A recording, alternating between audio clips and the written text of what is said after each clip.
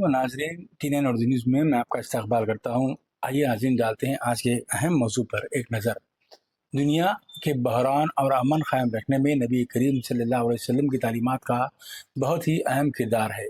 آج کی دنیا بے شمار بحران سے دوچار ہے، جیسے مسلح تنازعات، معاشی عدم استحکام، ماحولیاتی آفات، سیاسی جبر، سماجی تقسیم، ایران غزہ اور یوکرین کی جنگوں سے لے کر بڑھتی ہوئی اسلاموفوبیا، پناہ گزینوں کی بے دخلی اور اخلاقی زوال تک انسانیت ایک ایسے دائرے میں الجھی ہوئی ہے جو صرف افراتفری اور بے چینی کو جنم دیتا ہے۔ لوگ عدل، استحکام اور امن کے متلاشی ہیں۔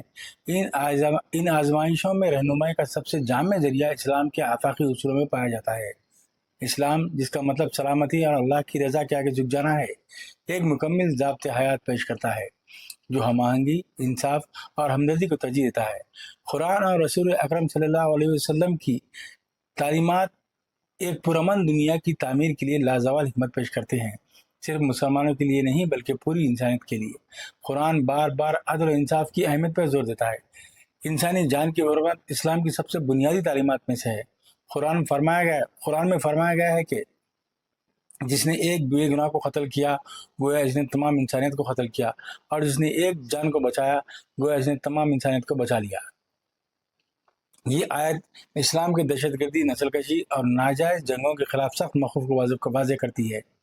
رسول اکرم صلی اللہ علیہ وسلم نے جنگ کے دوران نہ صرف شہریوں بلکہ جانوروں، درختوں تک کو نقصان پہنچانے سے منع فرمایا، اور یوں جدید انسانی قوانین سے صدیوں پہلے جنگ کے اخلاقی اصول واضح کر دیے۔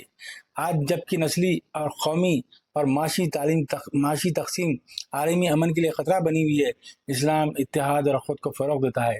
نبی کریم صلی اللہ علیہ وسلم نے خطبہ حجۃ الوداع میں فرمایا، کسی عرب کو کسی عجم پر افضلیت نہیں، اور نہ کسی عجم کو کسی عرب پر سوائے تقویٰ کے۔ یوں اسلام نے نسلی تعصب، لالچ جیسے بڑے اسباب فساد کو رد کر کے ان کی جگہ باہمی احترام، مشترکہ انسانیت پر مبنی ایک روحانی شناخت دی۔ نبی کریم صلی اللہ علیہ وسلم کو رحمت العالمین کہا گیا۔ آپ کی پوری زندگی رحمت و شفقت کی عملی تصویر تھی۔ بھوکوں کو کھلانا، بیماروں کی عیادت کرنا اور دشمنوں کو معاف کرنا۔